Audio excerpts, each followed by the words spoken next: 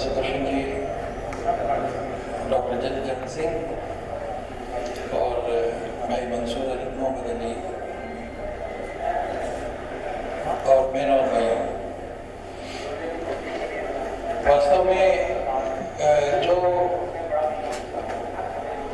सेना के साथ लड़े और भारत का संरक्षण किया, ऐसे जन सिंह ने जो बातें बताई हैं और मंसूर भाई ने जो भी बातें बताई हैं, उसके बाद पाकिस्तान के भीतर किस प्रकार का एक आतंकवाद का माहौल है, इसके बारे में बहुत ज़्यादा बताने के लिए कोई विषय बचा नहीं है और हम सब जानते भी हैं। इसीलिए एक जो बात हमें अब थोड़ी बहुत ध्यान में रखनी होगी, वो मूलतः इसमें 3 बातों का हमने कल से विचार किया और हमारे मार्गदर्शक माननीय इंद्रेश जी हमें संबोधित करेंगे, जिसमें और इस बात का विवेचन विस्तार में कहा जाएगा। वास्तव में हम जो भी बात बता रहे हैं, कह रहे हैं, उसको पूरी से प्राप्त है, इसीलिए वो हम तो एक टिमटी बातें कोई सिखा रहे हैं, सूर्य तो कहीं और है, इसीलिए हम वहाँ से प्रकाश लेके बता रहे हैं। जो गलतियाँ वो हमारी है, जो सही बात है वो उनकी है, ध्यान रखिएगा। तो ये जियो स्ट्रेटेजिक इम्प्लीकेशन जिसको हम कहते हैं, इसमें एक बहुत प्रमुख बात हमें ध्यान में रखनी पड़ेगी, वो है चेंजिंग जियोपॉलिटिकल सिचुएशन। जियोपॉलिटिक्स कोई स्टैटिक विषय नहीं है। जियोपॉलिटिक्स का जो एक बेसिक फंडामेंटल बात है वो है इट इज ऑलवेज डायनेमिक। सो हमें ये जो डायनेमिक जियोपॉलिटिकल एस्पेक्ट है, इसको थोड़ा ध्यान में रखना पड़ेगा। तो अगर हम देखेंगे तो पिछले 50 साल 100 साल का आप जियोपॉलिटिकल सिचुएशन देखिए, उसमें मुख्य रूप से 3 बातों का एक टेक्टोनिक शिफ्ट इन जियोपॉलिटिक्स में आएगा।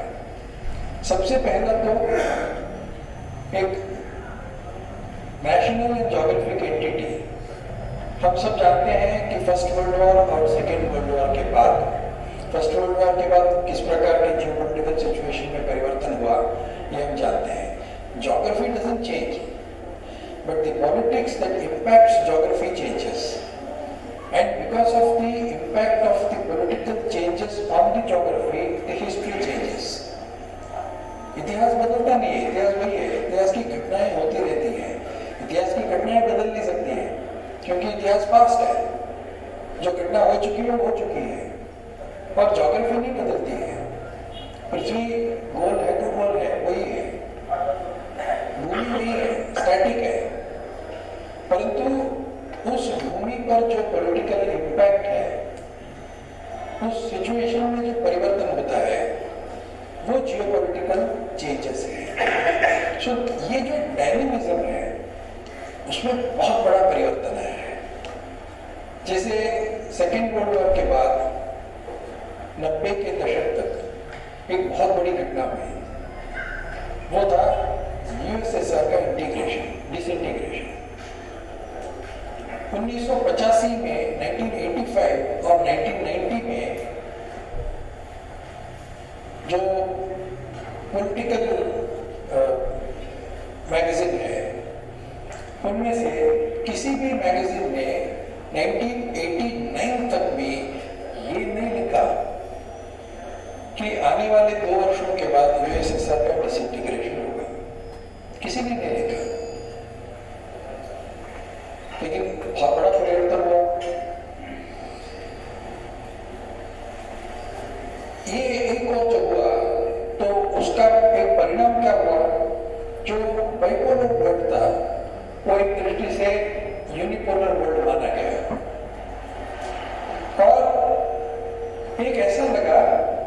कि जो यूएस अमेरिका की जो इनविंसिबिलिटी है, अमेरिका कभी हार नहीं सकता है, इस प्रकार का जो एक माहौल था उसमें एक बहुत बड़ा परिवर्तन हुआ।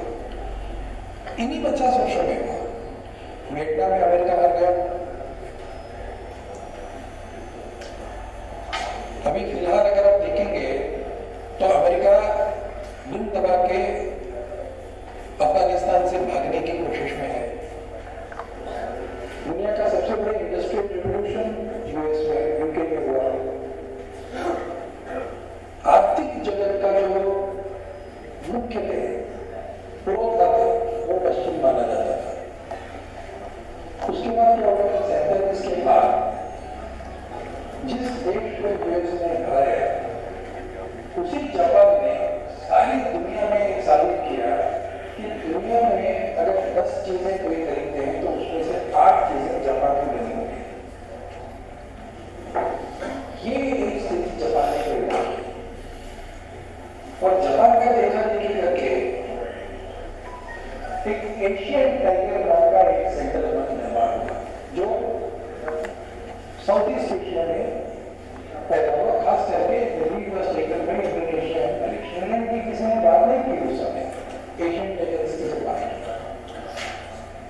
उसके बाद फ्लाइंग गीस सिंड्रोम शुरू हुआ। फ्लाइंग गीस सिंड्रोम का मतलब गीस बोलते हैं, वो पक्षी आते तो एक एक करके आते हैं दाना चुनने के लिए, और जब उनके चले जाते हैं तो पूरा झुंड का झुंड उनके चले जाते हैं।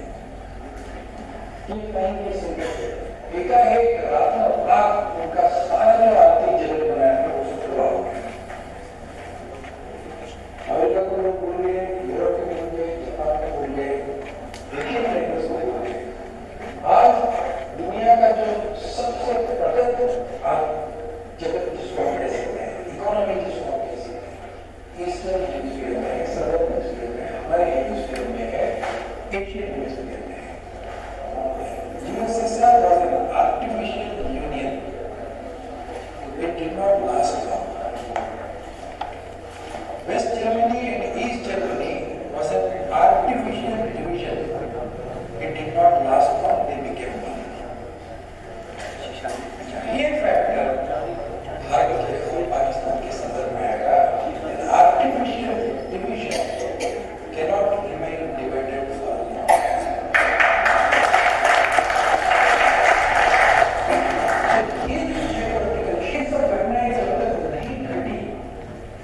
तब तक किसी एंटी में या किसी बहुत बड़े पॉलिटिकल कमेंटेटर ने इन विषयों के बारे में लिखा नहीं है। शायद फ्रांस की ये जो सम्मेलन हुए, that will be the first in the world which will predict the unification of India and Pakistan.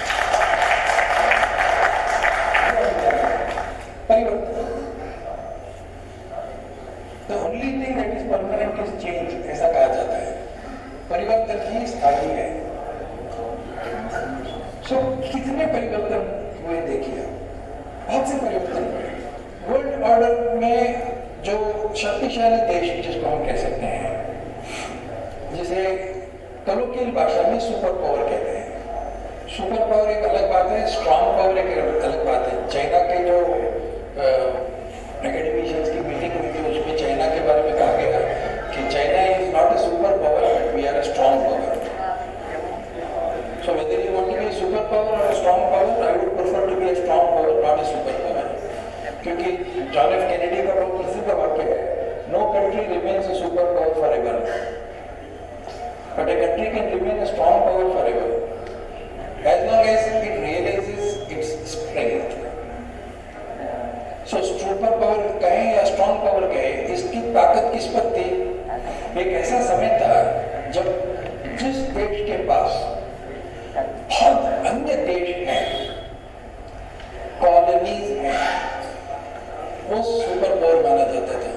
Great Britain was a great power, super power. जब अमेरिका का नाम भी नहीं सुनते थे तब भी ग्रेट ब्रिटेन का नाम था, बिकॉज ग्रेट ब्रिटेन के बारे में कहा जाता था कि sun never sets in Her Majesty's kingdom. Great Britain के पास इतने जमीन थे ऑस्ट्रेलिया से लेके कनाडा तक ग्रेट ब्रिटेन का जमीन था, इसीलिए सूरज कभी डूबता ही नहीं था ग्रेट ब्रिटेन में। इतना बड़ा विशाल, यानी ताकतवर देश कौन सा? जिसके पास सबसे ज्यादा जमीन है, वो ताकतवर। आज वो पैरामीटर लागू होगा क्या? आज वो पैरामीटर लागू नहीं होता है, क्योंकि यूएस अगर स्ट्रॉन्ग पावर है तो यूएस के पास ना तो अपनी टेरिटरी छोड़ के कोई टेरिटरी है, यूएस के पास नेबर्स कम है, फिर कनाडा और मेक्सिको, और यूएस का कोई रीजन नहीं है। एशियन रीजन है, इंडिया का एक रीजन है, चाइना का एक रीजन है, यूएस का कोई रीजन नहीं है। So US doesn't have to worry about regional supremacy. China को रीजन में अपनी सुप्रीमेसी स्थापित करनी पड़ती है, भारत को रीजन में अपना पावर एस्टैब्लिश करना पड़ता है। यूएस को रीजन नहीं है। सो जिसके पास ज्यादा कॉलोनीज हैं, फर्स्ट वर्ल्ड वॉर और सेकेंड वर्ल्ड वॉर में UK could decide the future and predict the war because there were more countries fighting on the side of UK. लेकिन ये इसमें परिवर्तन हो गया। जिसके पास जमीन ज्यादा है, जिसके पास बड़ी ज्योग्राफी है, वो पावरफुल नहीं रहा। पावरफुल वो रहा कि जीत उसकी होगी जो ज्यादा आर्मी की दृष्टि से स्ट्रांग है, जिसका डिफेंस मैकेनिज्म स्ट्रांग है, वो पावरफुल है। ये साबित हो गया दूसरे युद्ध महायुद्ध में, और उसके बाद जो कोल्ड वॉर हुआ, एक कोल्ड वॉर के पूरे 30-35 साल में ये साबित हो गया कि American military supremacy can determine the future of the world. तो सुपर पावर कौन है? जिसके पास मिलिट्री ताकत है। तो ये बहुत सालों तक चला, पर 90 के दशक के बाद अमेरिका ने भी ये सोचा कि केवल मिलिट्री पावर के आधार पर हम कितने दिन तक सुपर पावर बन के रह सकते हैं। एक मिलिट्री पावर के नाते अमेरिका ने अपने आप को एस्टेब्लिश कर लिया। उसके बाद क्या होगा? केवल मिलिट्री पावर के आधार पर मैं सबसे बड़ा देश बन के रह सकता हूँ क्या? धीरे धीरे अमेरिकन थिंकिंग में भी शुरुआत हुई। 1947 से शुरुआत किया उन्होंने विचार करने का, ब्रेटन वुड कॉन्फ्रेंस के पहले। उसके बाद बहुत से अनेक विषय निकले, हम उसके डिटेल में नहीं जाएंगे। परंतु 90 के दशक के बाद एक बहुत बड़ा change in world order, and the change signified the fact that more than the military power, or additionally to the military power, you have to be an economic power. यहीं पर चाइना ने अपना विषय तय किया कि केवल आइडियोलॉजी के आधार पर, कम्युनिज्म के आधार पर रशिया को टिक नहीं पाया, यूएसएसआर टिक नहीं पाया। Russian military power was equal to that of the US, but Russian economic power was not equal to that of the US. वहाँ वो मार खाया। बाकी इकोनॉमी जो थे, जापानीज इकोनॉमी, जिन इकोनॉमीज का मैंने उल्लेख किया, यूरोपियन इकोनॉमी, एशियन टाइगर्स, ये सब इकोनॉमिक जायंट्स बने, लेकिन मिलिटरी जीरो थे। इसीलिए हमें मिलिट्री सपोर्ट के लिए, डिफेंस एस्टेब्लिशमेंट को सपोर्ट करने के लिए आर्थिक सपोर्ट चाहिए। तो चाइना ने अपना सारा जो कैलकुलेशन है वो उसमें परिवर्तन करके China decided that we will become economically one of the strongest countries, rather we will be the strongest economy in the world and we will become the growth engine of the world. आज China की जो आर्थिक ताकत है उसके सामने America को भी झुकना पड़ रहा है। अमेरिकन मिलिट्री स्ट्रेंथ को कोई वैल्यू नहीं है। सो आज ये जो शिफ्ट है, ग्लोबल शिफ्ट जिसको हम बोलते हैं, and global shift in the world order, इसमें बहुत बड़ा परिवर्तन हुआ है। और इसीलिए हमारा जो थिंकिंग है, भारत का जो थिंकिंग है, how economically we can become not only self sufficient and self reliant but also independent, ये बहुत जरूरी आज के स्थिति में होता। So if you want to defeat a country, you have to defeat that country economically and not necessarily militarily. तो ये हमको ध्यान में रख के आगे का सोचना पड़ेगा। दूसरा जो चेंज हो रहा है वो रीजनल चेंज है, रीजनल इक्वेशंस में परिवर्तन हो रहा है। एक बहुत बड़ा रीजनल इक्वेशन का परिवर्तन है। रीजनल इक्वेशन का परिवर्तन हमने करीब करीब 1992-93 से शुरू किया, जब उस समय जो प्रधानमंत्री थे नरसिम्हा राव जी को किसी ने कहा कि why are you always looking to waste.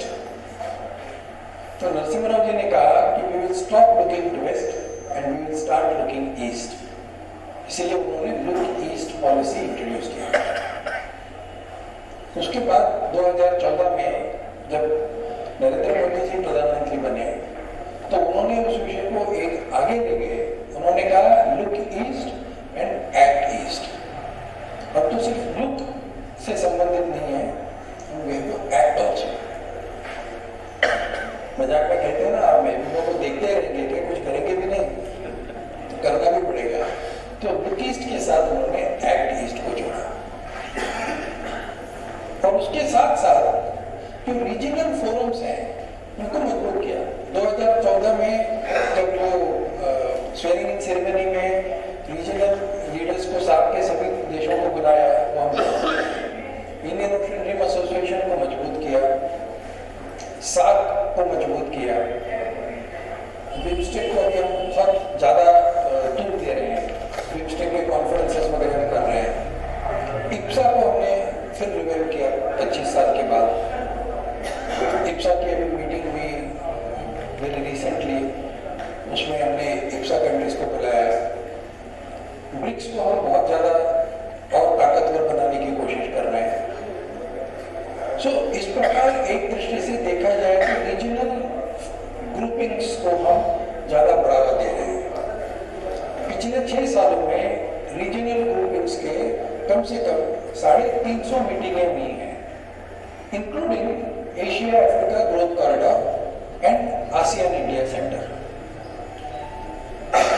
इस पर और भी बहुत बड़ा काम हो रहा है और भी आगे बहुत काम होंगे, परंतु कहने का तात्पर्य यही है कि regional changes in changing regional equation एक बहुत बड़ा काम हो रहा है।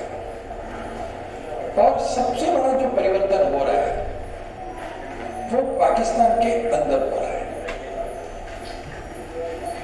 पाकिस्तान का ये 1947 के बाद की तीसरी पीढ़ी है। अभी हमने बलूचिस्तान के बारे में सुना। वास्तव में अगर हम थोड़ा सा पीछे जाएंगे 1947 में 2 डोमिनियन हुए, ये सब हम जानते हैं। Dominion of India, dominion of Pakistan हुआ और भारत में सबको कहा गया कि जो डोमिनियन ऑफ इंडिया के साथ रहना चाहते हैं वो चूज करें या पाकिस्तान के साथ जाना चाहें तो करें। But India and Pakistan were not the first countries to become independent. The first country to become independent in 1946 was Kalat. Khan of कलात को ब्रिटेन ने सबसे पहला इंडिपेंडेंट घोषित किया और ये कलात को ब्रिटिश गवर्नमेंट ने 200 साल की लीज पर आमिर से दिया था, ओमान के आमिर से दिया था। तो 1945 में 1945 जब ब्रिटेन ने सोचा कि हम बहुत ज्यादा दिन तक यहाँ रह नहीं पाएंगे, कहीं ना कहीं से आपको हमारी ज्योग्राफी को समेटनी पड़ेगी। तो दूसरा महायुद्ध के समाप्ति का समय था, वो ऑलमोस्ट समाप्त हो चुका था। उसके बाद ग्रेट ब्रिटेन में दूसरे महायुद्ध के बाद चुनाव हुआ, बहुत बड़ा चुनाव हुआ। चुनाव में जिस व्यक्ति ने ग्रेट ब्रिटेन को लीड किया और युद्ध जीता, वर्ल्ड कप जीता, विंस्टन चर्चिल, वो चुनाव में खड़े थे। और आपको आश्चर्य होगा, उस चुनाव में इतनी बड़ी जीत के बाद विंस्टन चर्चिल चुनाव हार गए। चुनाव के पहले बहुत बड़ी सभा हुई, भारी सभा, करोड़ों लोगों की सभा हुई। उसमें सब लोगों ने तारीफ किया विंस्टन चर्चिल को कि ये इंग्लैंड का शेर है, ये lion of England. Winston Churchill का बड़ा प्रसिद्ध वाक्य, उन्होंने कहा, I am not the lion, you are the lions, I only roared on your behalf. ये विंस्टन चर्चिल का वाक्य था, लेकिन वो चर्चिल हार गया। एटली हो गए प्रधानमंत्री और एटली ने तय किया कि जो इंग्लैंड की पॉलिसी थी कि हम ज्यादा समय तक अपनी कॉलोनीज को रखने सकेंगे, छोड़ देंगे। तो विंस्टन चर्चिल ने एटली को बुलाया और कहा कि दुनिया का किसी भी कोने में जो भी ब्रिटेन का पार्ट है, हालांकि उसको छोड़ना नहीं चाहिए। I don't want to preside over the liquidation of her majesty's government, ये उसका वाक्य था। इसलिए मैं नहीं चाहता हूं कि तुम लोग छोड़ो, लेकिन बाकी देशों के बारे में मुझे कोई चिंता नहीं है। लेकिन एक बात है, डोंट क्विट इंडिया, भारत को मत छोड़ो। अगर भारत को छोड़ देगा इंग्लैंड तो इंग्लैंड समाप्त हो जाएगा। लेकिन एटली ने तय किया था कि अगर my government has decided to quit. फिर बातचीत हो रही थी, ऐसे रिकॉर्डेड हिस्ट्री है। वो उठ के जा रहे थे कि विंस्टन चर्चिल ने एटली को फिर बुलाया और कहा, एक वाक्य कहा, keep a bit of India, भारत का थोड़ा बहुत रखो अपने पास, keep a bit of India, ये उसका वाक्य है। एटली के मेमोयर्स में ये लिखा हुआ है। फिर उन्होंने कहा कि ठीक है, we can not do anything. उसके बाद Attlee great Britain decided that धीरे धीरे हम लिक्विडेट करते जाएंगे। So the first area that was liberated and declared independent, जिस बलूचिस्तान का मंसूर भाई ने उल्लेख किया, खान ऑफ कलात को इंडिपेंडेंट डिक्लेयर किया। खान ऑफ कलात ने कहा कि मैं क्या कर सकता हूँ, मेरे पास कोई दम नहीं है, कुछ नहीं है।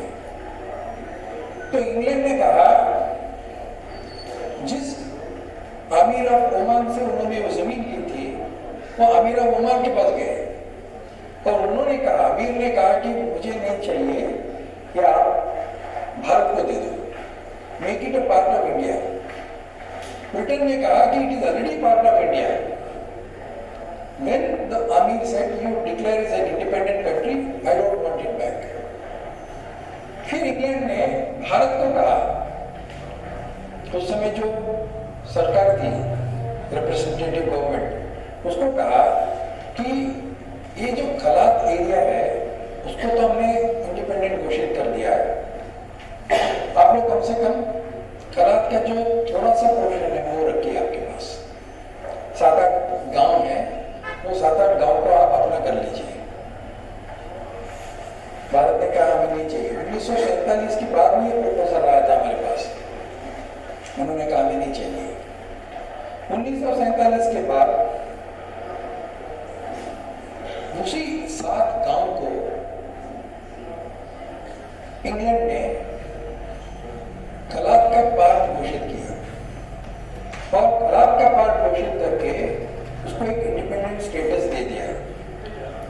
और वो जो 7 गांव थे, उन 7 गांवों का नाम है ग्वादर। आप सोचिए, अगर ग्वादर हमारे साथ होता तो कितनी बात होती। सिर्फ 7 फिशिंग विलेज थे, तो हमने मना किया। आज जैसे मंसूर भाई ने कहा, it is the only deepest port in the world. अच्छा, फिर पाकिस्तान बनाया क्यों? अनेक कारण हैं, उसमें से मुख्य एक कारण ये था कि 1947 के पहले western world which was led by Great Britain, not by US, led by Great Britain, उनका सबसे बड़ा दुश्मन इस्लाम नहीं था, उनका सबसे बड़ा दुश्मन कम्युनिज्म था। The entire period of 1920 to 1990 was fought against communism. तो कम्युनिज्म को डिफीट करना था और कम्युनिज्म की ताकत, मतलब रशिया की ताकत कम करनी थी। और उस समय रशिया की ताकत क्या थी? Russia was very friendly with Iran. Russia was very friendly with Turkey. And Indian leaders, freedom fighters जिन्हें हम कहते हैं, they were very friendly with Russian leadership. 1923 में कम्युनिस्ट पार्टी की स्थापना हुई, कॉमरेड श्रीपाद अमृत डांगे ने शुरू की। इसीलिए उनको लगा कि रशिया टर्की के साथ दोस्त है, ईरान के साथ दोस्त है। अगर 1947 में भारत फ्री हो जाएगा तो रशिया और भारत की भी दोस्ती अच्छी हो जाएगी। अगर रशिया की भारत की दोस्ती, रशिया की टर्की की दोस्ती और रशिया की ईरान की दोस्ती पक्की हो गई, अफगानिस्तान अपने आप रशिया के खेमे में चले जाएगा। और ये अगर हो गया तो Russia will have a direct access to Indian Ocean.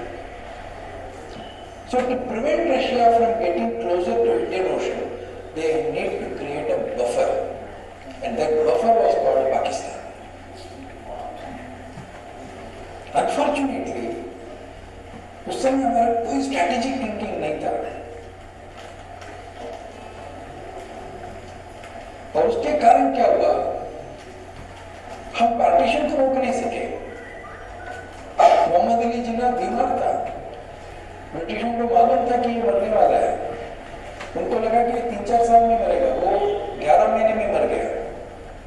लेकिन इस 11 महीने के अंदर उसने 2 काम किया। एक, 48 में अपनी सेना बेचकर बलूचिस्तान पर कब्जा किया।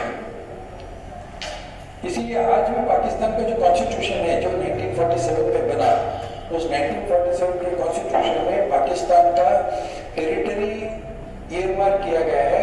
उस टेरिटरी में बलूचिस्तान का नाम नहीं है। आप पढ़िए, पाकिस्तान का कॉन्स्टिट्यूशन पढ़िए, नहीं है, क्योंकि उस समय नहीं था जब कॉन्स्टिट्यूशन बना, बलूचिस्तान में इंडिपेंडेंट कंट्री। बेनजीर भुट्टो का चुनाव का घोषणा था, 4 सूबों की जंजीर बेनजीर, ये 4 सूबे थे, बलूचिस्तान, सिंध, पंजाब और north west frontier. North west frontier में उदय खिदमतकार का राज था, वो चुनाव जीते थे, मुस्लिम लीग नहीं जीता। ब्रिटिशों ने उनको कहा कि आप स्वतंत्र बन जाइए, उन्होंने कहा हम इंडिपेंडेंट नहीं बन सकते हैं, हमें इंडिपेंडेंट कोई लेने नहीं देगा। तो वो कांग्रेस लीडरशिप उस समय जो थी, उस कांग्रेस लीडरशिप के पास आए और कहा कि आप हमसे जोड़ लीजिए और कांग्रेस और उदय खिदमतकार की स्वतंत्र सरकार बन सकती है, and ultimately north east frontier can become part of India. उस समय के कांग्रेस नेताओं ने सोचा कि नहीं, कौन इतना साधन बोलेगा, उन्होंने छोड़ दिया, सरकार नहीं बनी। उदय खिदमतकार की सरकार माइनॉरिटी सरकार गिरी। Pakistani army invaded that area and made it part of Pakistan.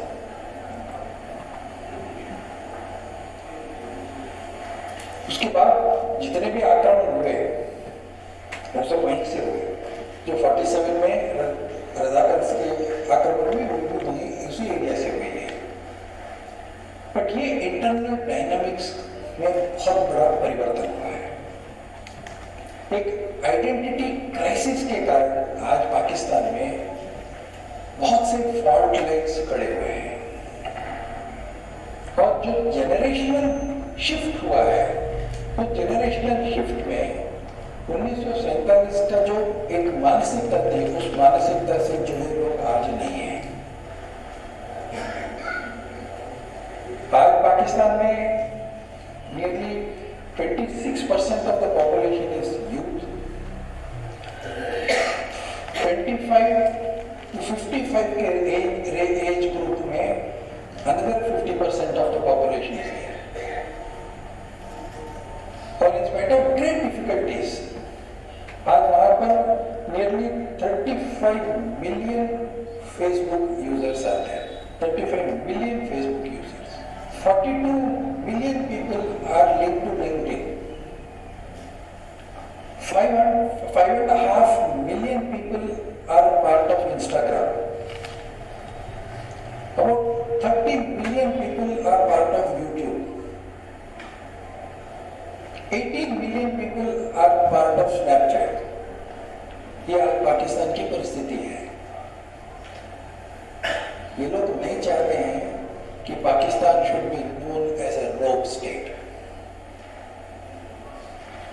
ये परिवर्तन है, and ये हमारी ताकत है। क्या हम उन तक पहुंच सकते हैं? We have nothing against the people of Pakistan. Our problem is with the army of Pakistan, with the mentality of the army of Pakistan. उस mindset का हमें परिवर्तन करना पड़ेगा. Change in the mindset.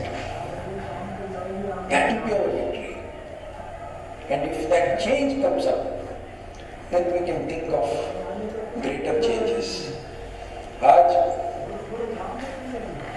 we are talking about internal dynamics and unification, जिसमें हमारी ताकत निहित है। इस ताकत को और अगर मजबूत करनी होगी तो हमें ये जो अवेयरनेस है ये क्रिएट करनी पड़ेगी।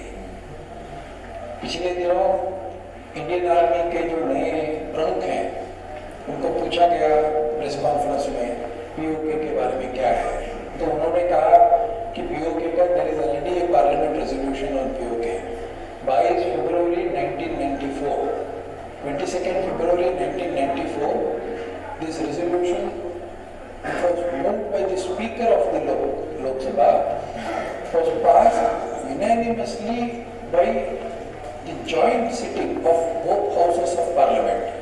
Unanimously passed by joint sitting in both houses of Parliament on 22nd February 1994, जिसमें कहा गया कि भारत और पाकिस्तान के बीच में सिर्फ एक इश्यू बाकी है, and that is POK.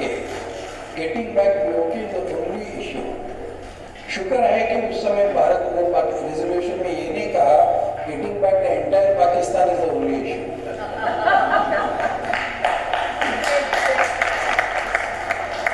अब वो समय आया है। We have to resolve.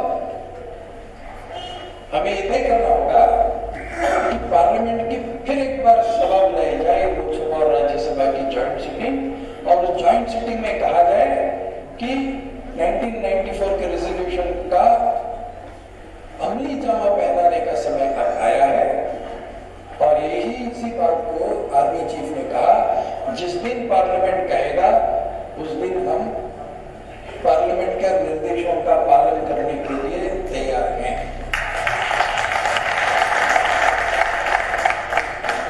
इसलिए इस पॉलिटिकल विल को निर्माण करना ये काम बाकी है। और इतने जो परिवर्तन होते हैं इन 50, 60, 70 सालों में जो परिवर्तन हुए हैं, क्योंकि परिवर्तन सतत चलने वाली प्रक्रिया है, इस सतत चलने वाले परिवर्तन की जो प्रक्रिया है उसका अगला पड़ाव के नाते जो कुछ भी हमें करना है उस परिवर्तन के लिए अपने आप की तैयारी करना और हमारे साथ जितने लोग जुड़े हैं उनकी तैयारी करना और आखिर चलकर देश के लोगों की मानसिकता में इस प्रकार का परिवर्तन करना, ये परिवर्तन की दिशा के प्रति हमें चिंतन करनी पड़ेगी। बहुत बार कई लोग पूछते हैं a strong Pakistan is good for India और a weak Pakistan is good for India. मेरा जवाब है no Pakistan is good for India. Friends, you have just now